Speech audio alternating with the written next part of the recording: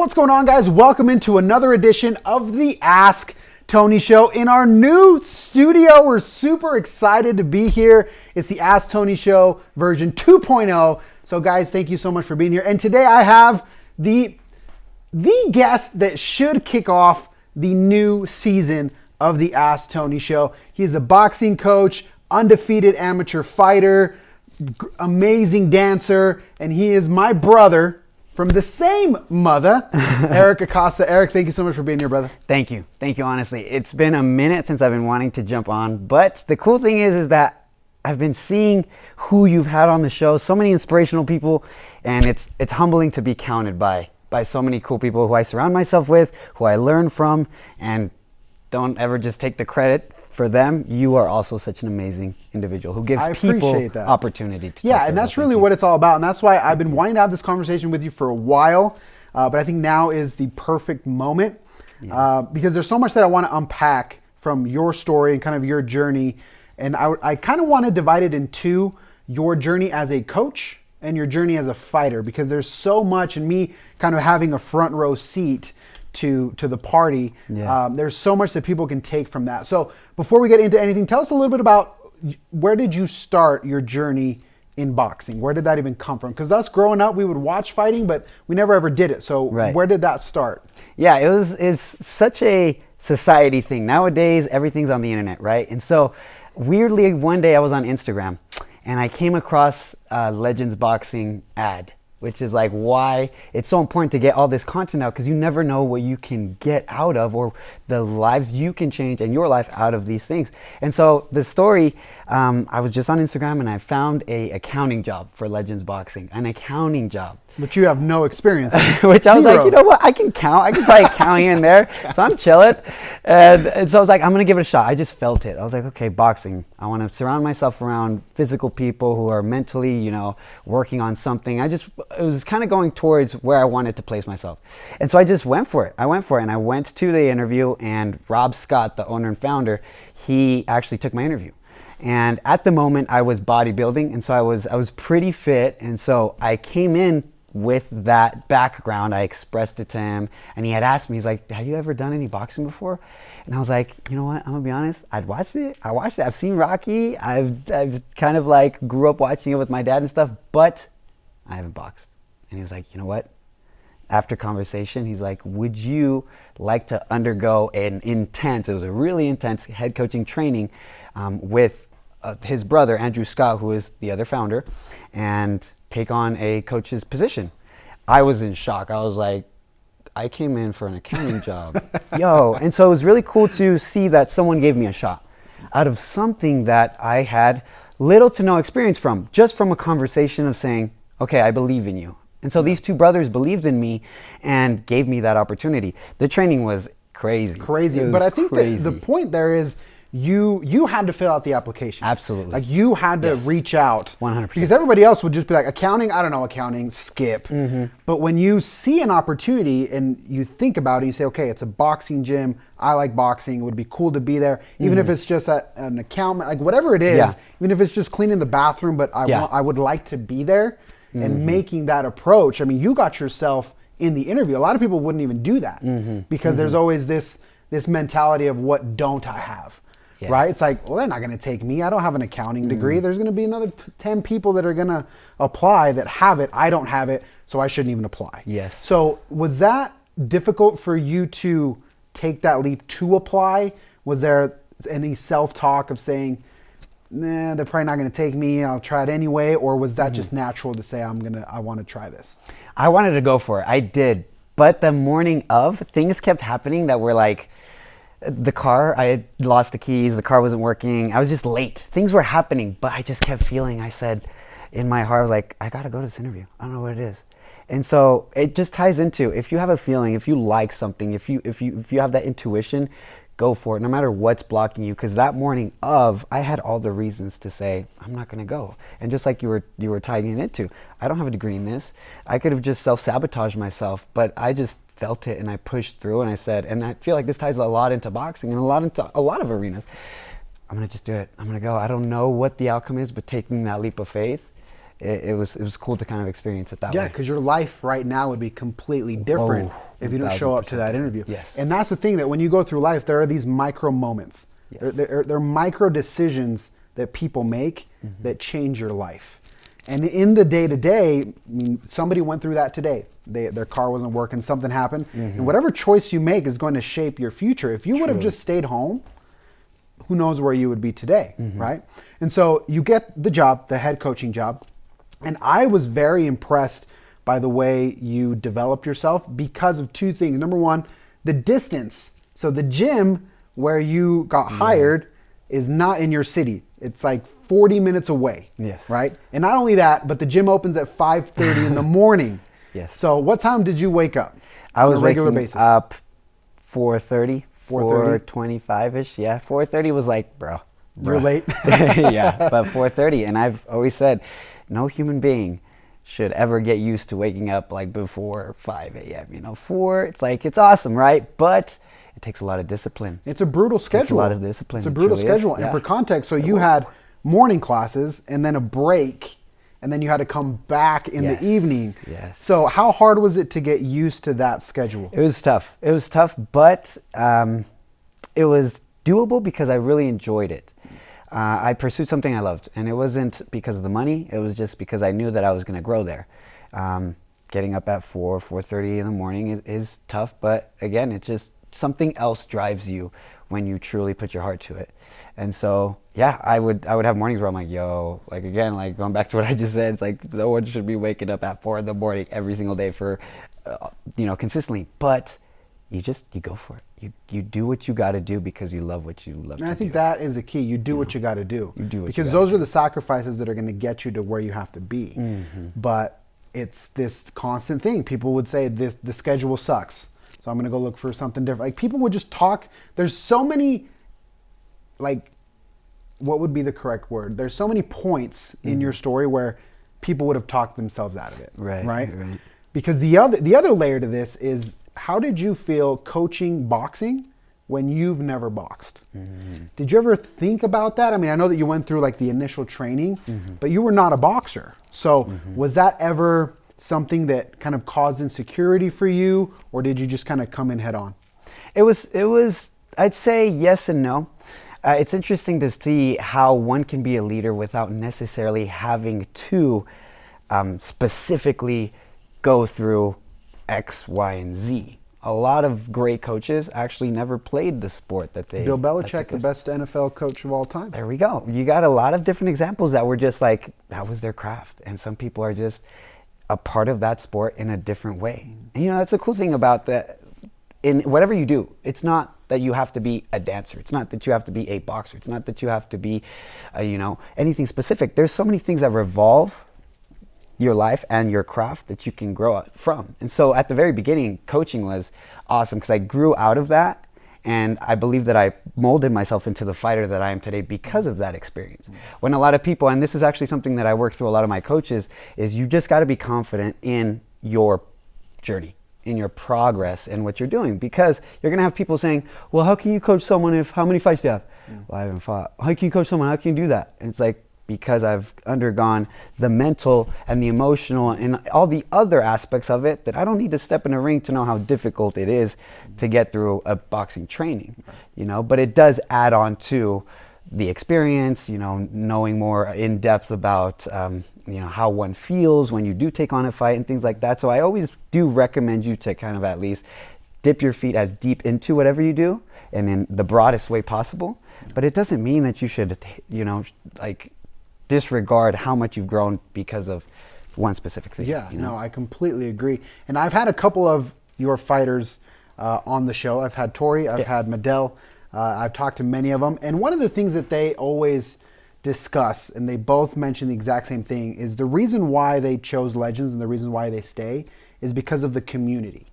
So both have had experiences at other gyms, or they'd tried fitness in other in other ways, and they weren't able to stay, or they chose not to stay for different reasons. But one of the things that they mentioned was the intense community and the family dynamic that exists within the gym. That is not common. So how do you create that? Now, as the leader, you look at your gym, you look at your people, how do you create that culture? Because from a gym perspective, but even from a business perspective, a lot of business leaders struggle with culture, and people are leaving, they got to replace, they got to rehire, fire, it's very expensive because they can't create culture. Your people stay because they feel that culture. Where does that come from and how do you build it? I think the greatest tool I've used is not to look at people as numbers or as a specific client, but as a human being. It's really cool when you can just dig deep with someone and say, how are you? You know, how's your day going? And especially going into a gym, like I get this opportunity every day. Everybody goes in there with a different why. And a lot of times they're very sad whys. You know, a lot of people are there because they gotta grow their confidence because they just underwent something very terrible. You know, they just went through a breakup. And so my responsibility as a leader is not to say, go hit a bag, is to say, how can I help you as a human being through this craft so that you can get better? People aren't numbers. People are souls. And if you just put that before the number, I feel like everything else follows, you know? Yeah, no, and it's such an interesting dynamic of taking the time to have those conversations and making the connection between fitness and your emotional stability, which is one of the things that I've learned boxing myself, is there's a very strong connection. And like you said, specific to boxing, people go to relieve stress, people go through tough things, but what always caught my attention from when you first started at Legends was that it's a place where there can be an undefeated fighter that is prepping for a fight in 6 weeks on one bag, and there can be the mom that needs to lose 40 pounds that has never boxed in her life on the next bag, and it doesn't feel weird. It's incredible. Like there's no ego, because I mean, I've heard from other gyms where it's like a fighter's gym, right? So if you got a big bunch of tough ripped dudes that are prepping for fights and they're all good fighters, and then some lady comes in and they're like, why are you taking up space? Right. Like that would be very common. Yeah. But it's that you can have a 13-year-old girl, you can have, you know, a 65-year-old man and an undefeated fighter in the same class, and it doesn't feel weird. So that is a tremendous dynamic, and being able to build that, I think that's what gives you the most value as a leader. And so talk to us a little bit about that. Talk to us about that, the emotional impact that you have seen from your own journey within boxing and from the people that you've worked with. Legends does a great job at being able to open that opportunity up. The values, the core values, they're up on the wall. It's real, results, and belong, right? And so with that, it ties into how you can essentially grow within yourself and emotionally start to get to know yourself. You're in a community where you belong, you feel like you belong, and it's like, you want to be there because people want you there. Like, it's cool to walk into a gym, especially a boxing gym, because boxing is one of those sports that are like, just like you said, it's raw, it's like, you think of like, you know, whatever it is. But things have changed, and Legends Boxing has done an incredible job to open it up just to anyone. And if you have a great team, a great, you know, great coaches, just a great vibe, then people are able to emotionally get through a lot of the things. And me personally, I've always said, like, Legends really figured it out, because it's not about creating fighters in boxing. It's about allowing people, a day-to-day person, anyone, know that boxing can save your life. You know, people look at boxing on the outside and say, yo, like a lot of people I've invited to my fights, and well, mom, at the very beginning, she didn't want to go to my first fight. She did not want to go. She was refusing. I'm not going to go watch you get hit. And then she went. Thank God that she went. That was awesome. And she saw just how it was, right? It's such a challenge with you against you, and you with you. And when you tie those things together, you grow emotionally. And so I've been able to do that myself through that experience. And with other people, I just see it on a day-to-day just by telling them, yo, last round, best round. Yo, I'm so happy you're here. Yo, you're doing so much better than last time. Or you can do so much better because I saw that you did a great job last time, right? So just encouraging people that they can do things that they believe they can. Yeah, it's such a good metaphor for life. So I grew up playing team sports. Yes. So I played basketball, soccer, football. And in those sports, you can lose and it cannot be your fault. Does that make sense? Like, for example, football, there's the offense and there's the defense. Right. So if you're an offensive player, you can play lights out, and then the defense isn't so good, you lost the game, and you can say it was the defense. Yeah. Right? Yeah. Or you play soccer, you're a forward, people are behind you, the defenders mess up, the opponent scores goals. With boxing, you can't do that. Can't. It's just you. And so for me, that's one of the reasons why I enjoyed it, because the result is 100% in your hands. 100. You can't say, oh, my defense messed up, or hey, my quarterback, threw an interception. It doesn't exist. It absolutely does not exist.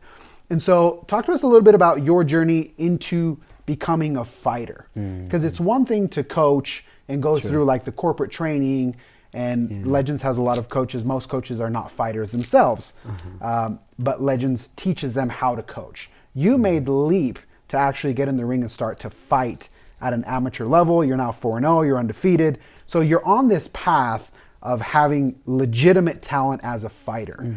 When did you make that decision, and was it difficult to make? It wasn't necessarily difficult to make, because the reason why I wanted to do it was because I wanted to experience what my fighters were experiencing. And I had taken fighters to the ring without actually experiencing it myself.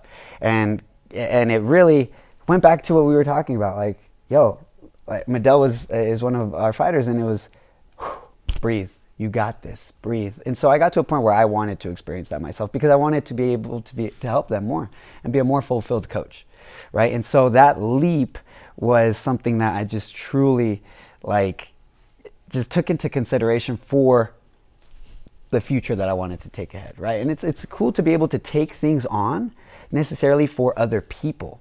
And again, I've been able to have the opportunity to go for fights, and every chance I get, I learn something new that I can take to my fighters. Like when we had the experience and you went up for EFN, everything that I had gone through, oh my gosh, I know how Tony feels, I know how tired you are. Breathe, you got this. And that's helped me be able to just be a more, fulfilled coach in my journey, in my way. Right? You don't have to necessarily take fights to be a great coach. It takes just opening your mind and taking a step back and seeing what your fighters and what your people need. I just wanted it to take a step further and be like, all right, I want to be in their shoes, in that ring with them, so that I can be a better coach. Yeah, I think that's absolutely tremendous. And as you go through this, I have just kind of observing from afar, the coaching aspect of your job can be chaotic. You go into the gym, there's a lot of people are talking to you, you got this class going on, that class, you got to clean the wraps and you got to hang them up. Like, there's just a lot of stuff going on all the time, and there's a lot of mental stimulus happening. How do you consolidate that, making sure that you do your job the correct way, and then training yourself for a fight? Because both of those things are incredibly difficult by themselves. You bring them together in the same day. I would say very, very few people can accomplish that. So how do you put yourself through that when you got to coach a bunch of classes, you got to get your training in, you got to watch your weight, you got to watch your nutrition, you got to sleep. So you got to do all this in one day, and people are still counting on you, even though you're right in the middle of a training camp, they're still counting on you to be their coach in the 5:30 class. How does that work for you? It's been a journey. It definitely is something that you can prioritize and organize in your life.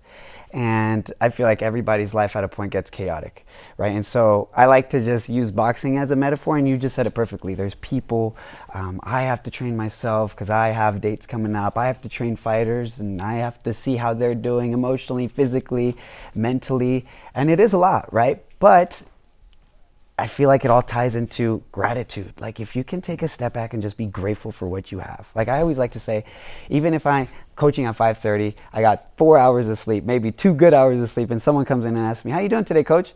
Living the dream. Living the dream.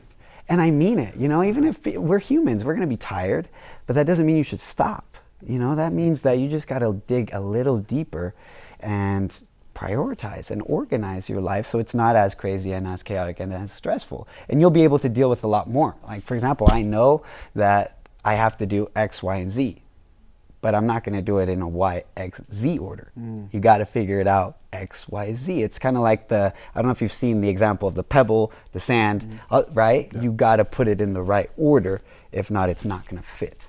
And that starts with being able to take a step back, think about it, analyze, and do it. Because again, you've seen how packed the gym gets. There's 300 plus people under my charge and under my, leadership and guidance and knowledge and all that. And it doesn't have to be overwhelming if you can build a team, if you can trust in yourself, if you can put in the work, and if you can prioritize your mind, heart, and strength to whatever you're doing. Yeah, I think it speaks to when you love what you do, you can do hard things. Do it. Like it doesn't matter. Incredible Like things. you can get up at 4 o'clock. Yeah. Is it ideal? No. Do you love it? No. Do you wish it was different? Of course.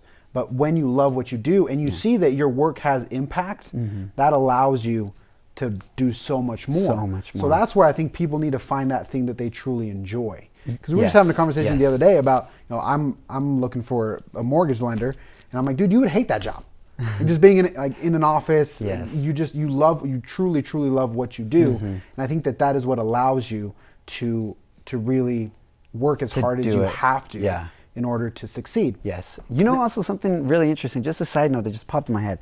Literally like 2 days ago, I was having a conversation with Andrew Scott, the owner of Legends Orem and one of the founders. And we were going into just not burning out and things like that, how to continue to pursue. And he gave me an incredible just piece of advice. And he said, don't seek to do things always at 100%. Seek to do things maybe at a good 80, 100% of the time.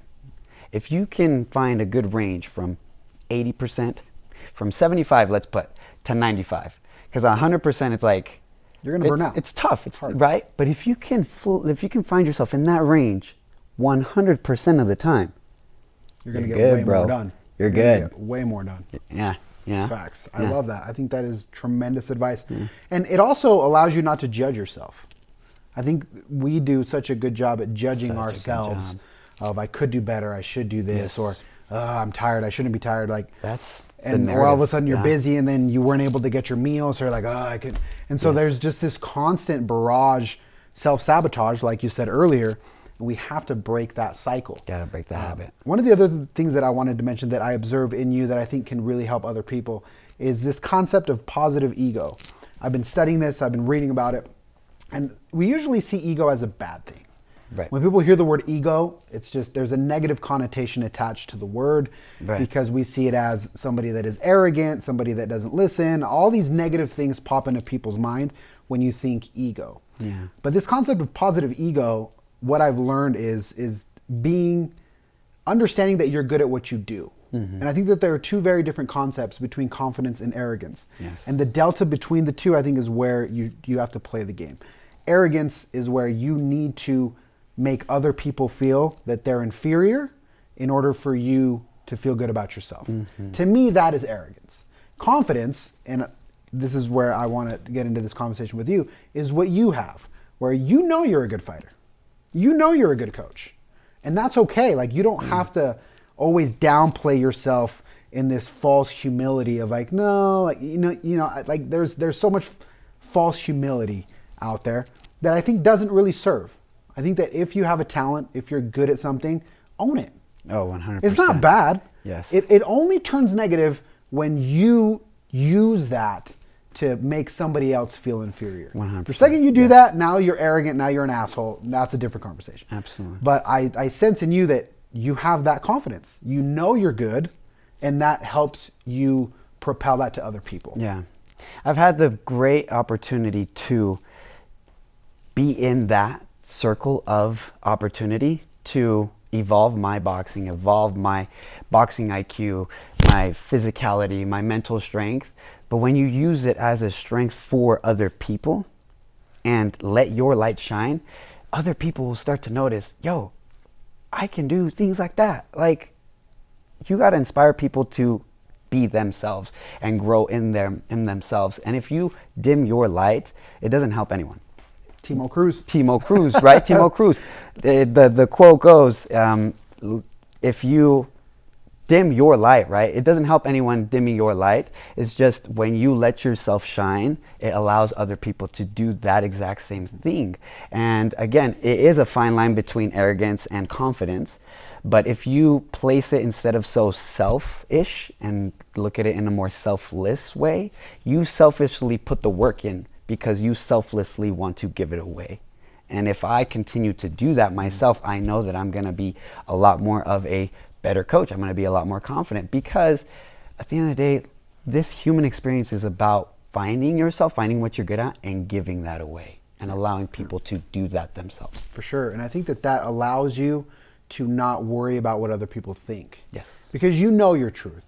Right? Yes. So when you have a good intention and you know that you want to help people and that you're good at what you do, it doesn't matter if you get criticized on the outside, because that person that is criticizing on the outside just doesn't know your heart. Mm-hmm. They don't know what you go through. They just have this outside opinion, and maybe they just have a negative perception. Yeah. But that doesn't affect you. I think that's a critical way that people can kind of guard themselves against criticism, is just having that confidence of knowing why you're doing things. Mm-hmm. If somebody comes and just says that you're a jerk and that you don't care about your fighters and someone's just being that's not going to affect you, because you know that's not true. Yeah. And the people in your circle know that's not true. Mm-hmm. So it doesn't matter what anybody says. So when people are struggling with confidence, I think one of the main things that we can focus on is just believe in what you're doing. Believe in that. Believe in what you're doing. Believe in yourself. Believe in the structure and the journey. Like, don't just always be so focused on the destination, but the one who enjoys the journey, the one who enjoys running, will get further, than the one that hates it. And so it's like, if you enjoy that fundamental of, then everything else will follow. Everything else will follow, because you're going to get criticized regardless. Yes. People are going to have opinions. Yes. Especially nowadays with everything in social media, Even and when you're doing well, it gets worse. Oh yeah. So that's the problem. So it's a lose-lose. Yeah. The better you do, the more people are going to want to tear you down. And that's where people lose.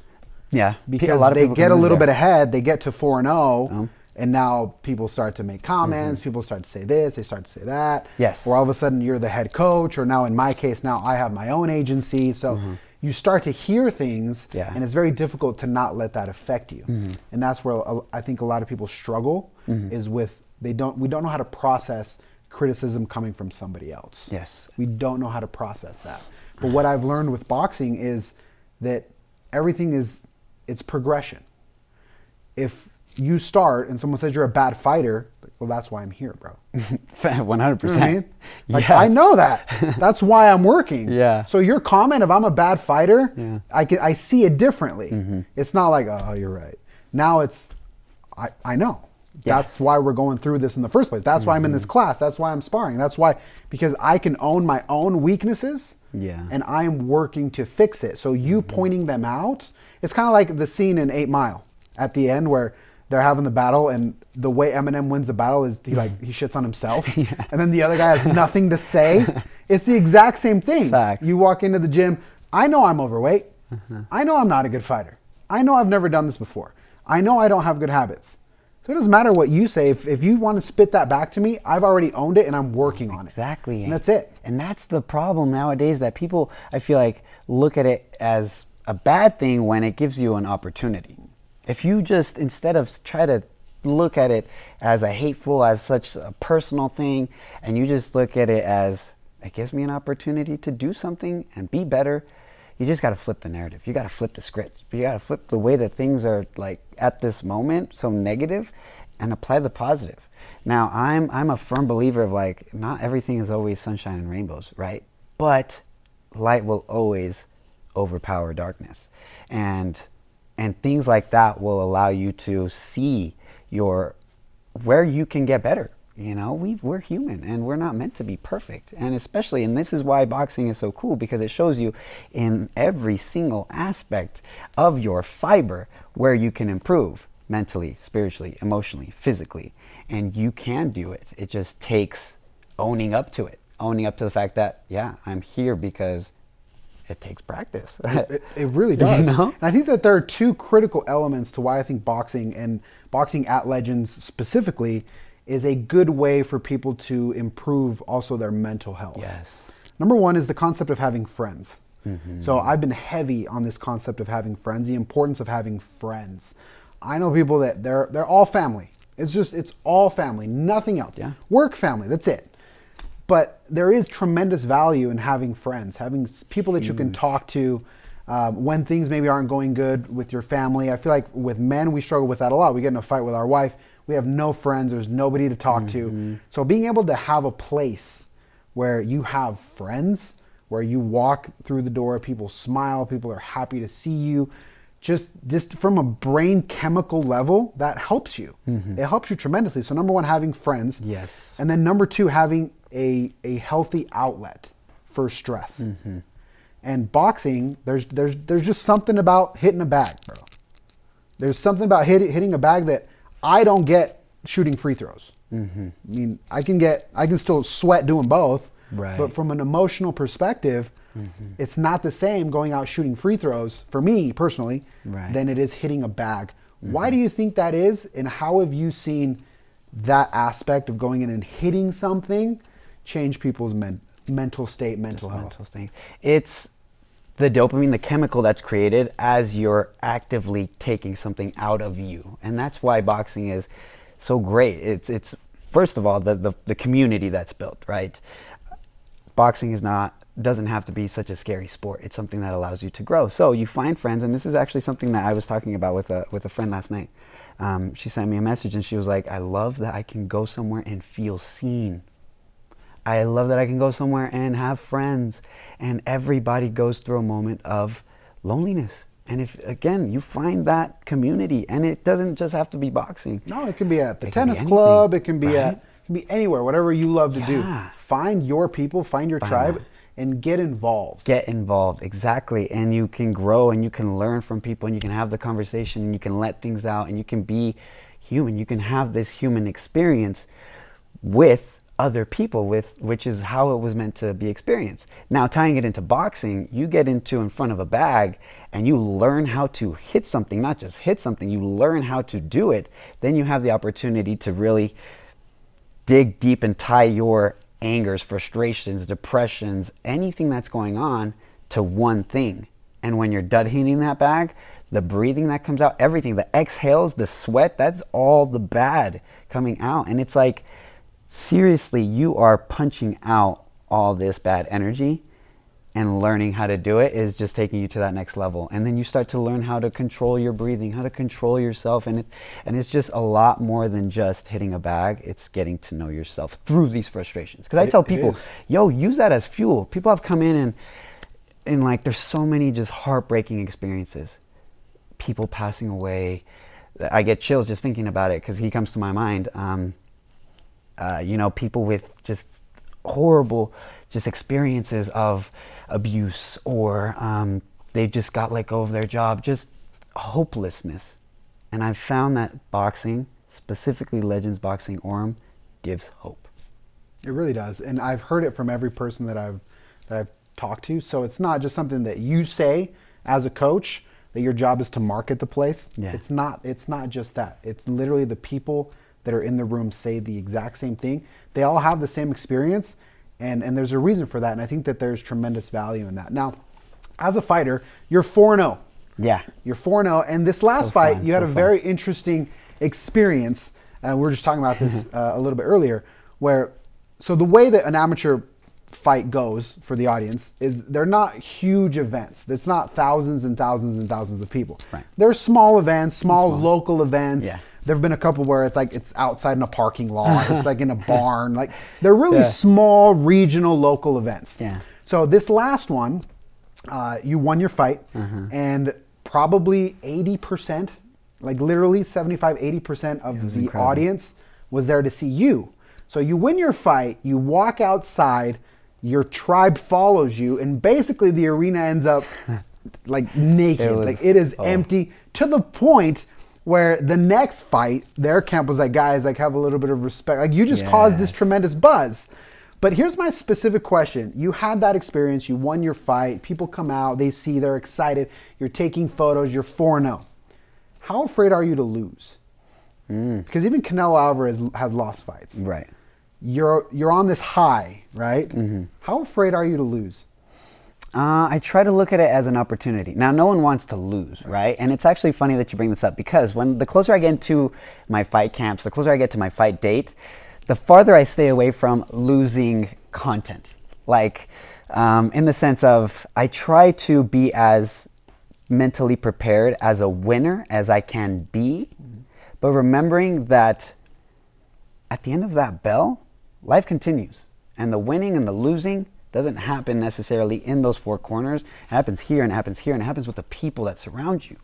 So whether or not I would have lost or I would have won that fight, I won the fight that just happened, or I would have lost it, I would have gotten the same response. Everybody would have come out and hugged me and clapped and said, we saw the work you put in, you still won. So I feel like winning and losing is a perspective. It's subjective, yes. At the end of the day, it's the reality that you win or you lose about, but life is a lot more than that. And yeah, there's times where you got to be hard on yourself. You lose. There's times where you lose. And yeah, of course, it brings fear and a little bit of nervousness, and it's the thing that I kind of shy away from. But always be prepared for that, because if Canelo wouldn't have lost against Mayweather, Canelo would not be Canelo. And I think the next Canelo we see is going to be a different beast. Incredible, because losing gives you opportunity. Losing gives you that window and opens that door and shows you how you can improve, right? So you shouldn't fear it. I feel like it's more of an emotion of, if I don't have to get there, I would much rather learn through the wins and the losses in the gym, because a win and a loss in a fight is not right there. A lot of it works behind the scenes. You can I would say 95% of it is before me having that experience. Mm-hmm. Like I lost a fight and I know why I lost it. Right? And so it happens before or behind the scenes. Yeah, it absolutely does. And I think that it's good that you're in that mental place, because most people are afraid to lose. Mm-hmm. And they would take all these people and the crowd, and they would take it as anxiety. They would convert it into anxiety and into pressure of, what if I let all these people down, and what if they hate me, or now I'm not gonna be a good coach because I'm like, all this self-talk is so normal. It's so normal. Like, everybody has it, and the fact that you don't, I think, speaks a lot to all of the mental work that you have put in, and just like we've said, just the benefit of boxing on a regular basis, because now you're not afraid to lose. Would you like to avoid it? Sure. But it doesn't cripple you to where like, oh, I'm going to lose my friends. Like, they're going to think I suck. Like, I'm a failure. Yeah. People have that self-dialogue with themselves every single day. Mm-hmm. Every single day. Mm-hmm. And the fact that you don't, I think, is absolutely tremendous. Thank you. It takes practice, honestly, and it takes a day-to-day effort. And again, you're going to have bad days where you're going to be like, yo, or you're going to have great days where you're going to be grateful for everything you have, right? But it's being able to fluctuate and be always 2 steps ahead. And I think that's what boxing gives you, the opportunity to be 2 steps ahead and just mentally a lot more strong, sound, emotionally more put together, so that you can just flow. You can just flow. And being nervous and being excited. I read this in a book once, if I'm not mistaken. The book is called The Buddha and the Badass. It's a great book that shows you just 2 different sides of aspects of the Buddha in us, which is the Zen, and the badass in us, which we can really push forth and just be that raw, just hardworking person, right? But nervousness and excitement is essentially the same feeling. It's just a different perspective of how you take it in. I could be super excited for a fight and I could do great, but being nervous is quite the same feeling. It's just sabotaging your mind, And so because you're afraid of something. So you're afraid of something, but you just convert that into excitement. Just think of the feelings. It's pretty much the same thing. And that's the skill set, because that's all what goes on in here. Yes. Excitement of what I could gain. Yes. I'm nervous because of what might I lose. Yes. And the way that you interpret that definitely is going to impact your performance. I see this with speakers all the time. I train speakers. When you're nervous, their speech is not as good than when they're excited and they're hyped and they know that they have a good message. Yes. They step on stage, put on their mic. They're like, what's going on, guys? Here's what I got. Even when they mess up and stuff, huh? Yeah, they're fine. Let's go. My slide, technical difficulties. All right. We're going to adapt. We're doing this. It's crazy. Versus I've seen people nervous and like, I'm so sorry, guys. Like, technical, just give me a second. Like, it cascades. You got to enjoy what you're doing. You got to have fun. And I see them up there and they're suffering. They just suffer because, again, nervousness versus excitement. So talk to us about Legends Boxing. How can people get involved? Yes. People that are watching, if you're overweight, you're not feeling good. Guys, if you don't like what you see in the mirror, I've been there, I'm still there. You don't really like what you see, or you're just struggling emotionally, or you just love boxing. You don't have all these insecurities, but you love the sport, you'd love to hit someone. Where can people plug in? Where can people learn more about it? So just starting on social media, because social media is so huge, and so just the easiest way to find is Legends Boxing Orem. And just seeing what we're all about. Like I always tell people, just check our content out, just see the vibe, come in. The first class is always free, and just see for yourself what it's all about. Like it's really about you taking that step. You know, people can show you the door, but no one's going to push you through it. No one can force you through it. You got to take that step. And that's anyone, any reasons, any walk of life, boxing can help. And the saying, boxing saves life, I can attest it, because it's so much more than just hitting a bag. So just like getting connected through Legends Boxing Orem, and then going, it's in Orem. There's a lot of different locations. There's in Lehigh, there's in Sandy, there's in Bountiful, there's in Saratoga Springs. They're all over the place. And Legends itself, the core of what they've been able to do always just revolves around that. The core values: belong, real, and results. And it doesn't matter who you are. You just got to be able to take that step, you know. And I encourage you to do it. Because I mean, you've had the opportunity to take classes yourself, get into sparring, fighting, and you know what it's all about. And it doesn't have to, you don't have to be at this incredible physique. Yeah. Build, start somewhere, and then work from there. Yeah, guys, check it out. If it's Orem, if it's a different one, check it out. Also, something cool is you guys do sparring twice a week. Yes. Most sparrings are just open. It doesn't mean that anybody can spar, but anybody can go watch. So check so it if out, you want to just, you know, come hang out, just watch, see how it works. Maybe you're kind of doubting, you're like, I don't know. Just come check it out. Yeah. Come check it out. Come take a class. Come hang out. Just watch. And the benefits from a physical standpoint, from an emotional standpoint, mental standpoint, are just tremendous. So thank you so much for coming on the show. Thank brother. you. I really admire your grit. I admire your selflessness. I admire your ego, which is a weird concept, but I truly do, because I know that you have it and you channel it to positive things. And I think that's what more people have to do. Yeah. We need to have more self-esteem. More self-esteem. We need to just believe in ourselves and be happy and just own what you're good at. And yes, I'm a badass singer. I'm a great dancer. I'm a great cook. Like, we need more of that instead of everything that we don't have. So you're a great coach. You're a great boxer. You own it. You put it out there. You love it. And more people need to follow that example. I appreciate that. Thank you. And I get that a lot from you. I've honestly, like, just seeing how you hustle, how you grind, like, you are an incredible human being who gives people opportunity. And so it's cool to share that, you know, with Bloodline and with someone who just, as a, you know, as someone who I've worked with as a fighter, as a coach, as a brother, as a dance partner, as a lot of different things. I've learned a lot of what I do through that. And so thank you for everything that you do through this show. It's crazy. I appreciate you. Season 2, we got the new digs. We're loving it, guys. This has been another episode of the Ask Tony Show. Till next time.